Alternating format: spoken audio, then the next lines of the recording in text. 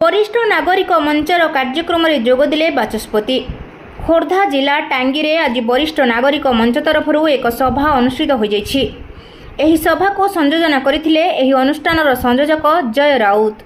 एही सभार मुख्य उद्देश्य है वरिष्ठ नागरिक माने किभଳି भावरे समाज रे सम्मान सह बंचिबे एवं सेमानकर हक पाइबे एहाकु नै ए मंच गठन कर जाइछि।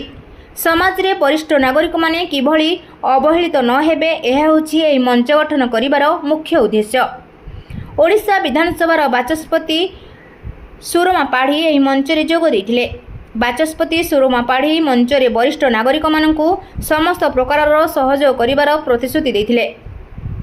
आखपाख अंचल टांगी, चिलिका, रणपुर, कुहुड़ी समेत केतेगुड़िए ग्रामर 100 रु ऊर्ध्व वरिष्ठ नागरिक एही सभारे जोग दैथिले। एही सभा को संयोजन करथिले संयोजक जय राउत। वरिष्ठ आईनजीवी नारायण महापात्र मंच रे वरिष्ठ नागरिकों प्रति कर्तव्यपरायणता उपरे सम्यक सूचना देवा सह सेमानकु साहाय्य सहयोग कले किभଳି समाजर उन्नति घटिबो ताहा उपरे चर्चा करथिले। खोर्धा टांगीरू जदुमणि बेहेरଙ୍କ रिपोर्ट, ज्योतिप्रभा न्यूज।